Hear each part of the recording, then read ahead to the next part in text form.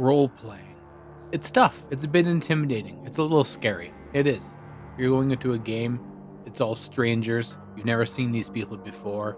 You're going to pretend to be some weird fictional character that they're probably not going to care about. How do you cross bridges like that? How do you do that? How do you deal with it? Let me give you some tips.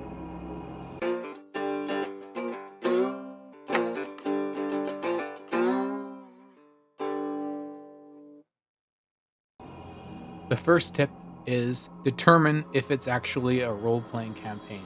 Now, what do I mean by that? It's a role-playing game. What do you mean it's not a role-playing campaign? Well, some dungeon masters and some players prefer not really to have any role-playing. They just want to go smash monsters.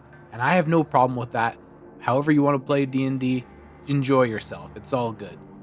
If you expect role-playing, though, and you're jumping into a campaign that's going to be all combat, you're going to be a little bit disappointed to see that there's nothing going on between the players.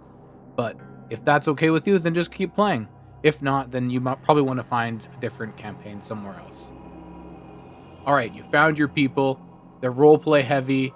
It's political intrigue. It's exactly what you want.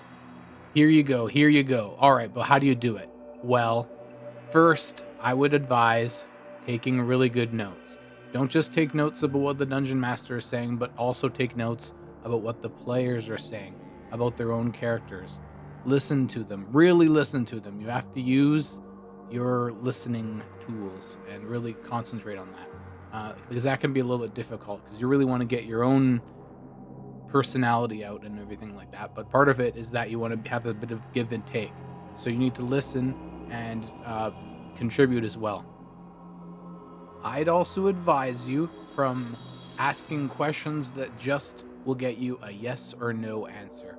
You're not going to get a lot of back and forth banter between another player if you don't actually engage them a little more thoughtfully than that. It might go without saying, but don't make yourself an antisocial character. I know there's a lot of draw to that. You see that a lot represented in media, but you don't want to make a character that is antisocial. That is really boring, and people have done it to death. Unless you're going to build on that kind of and start engaging the party a little bit more, maybe sure, but if you're just going to be a person who doesn't do anything, you're never going to roleplay properly, and you know what? You're probably not getting invited to any more games because people find that really boring to play with. So you have to find a character that will interact with people, and there's many ways to do that, and you don't have to be a jerk character or anything like that. You can be kind of a mix and be interesting. Yeah, but just don't make a character who doesn't interact socially with anybody. That's not good. That'll not get you re-invited to a game, and you're not going to enjoy yourself. You're going to get boring. You're going to get bored, rather. You want to make sure that you make yourself an interesting backstory. It doesn't have to be a whole lot, just a few paragraphs. I'm sure Dungeon Masters will also appreciate that. But what you do is you make yourself an interesting character so that you're able to pull on that when you're thinking of things to do and you're thinking of ways to behave as your character. Because a lot of it isn't just talking to other people, how to talk to other people, but it's how to actually be your character.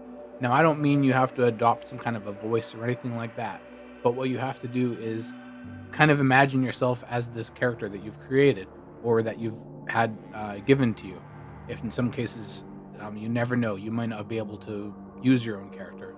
But if you do, then what you want to do is you want to make that character your own, make your own character your own. And the ways to do that are to shorten a name, give yourself a nickname, and refer to yourself as that. Create characters in your backstory that the Dungeon Master might want to pull up and interact with, so you're able to roleplay with the Dungeon Master. So this is another reason to have an interesting character and an interesting backstory to pull on. Yeah. How do you get over the nervousness of being a new player in a group of strangers? That's a tough one. There's no real easy answer. I would say it's basically exposure therapy. You just got to jump in and do it. You just got to take the leap. And the more times you do it, the easier it becomes. But you know what? Everybody's just like you too. They're all just trying to play their character. And so you're not really being judged too harshly because you're among friends. They're just friends you haven't met yet, maybe. Anyway, I hope you got something from this video. If you did, be sure to like, comment, and subscribe. I really appreciate you being here. All right, take it easy. Bye-bye.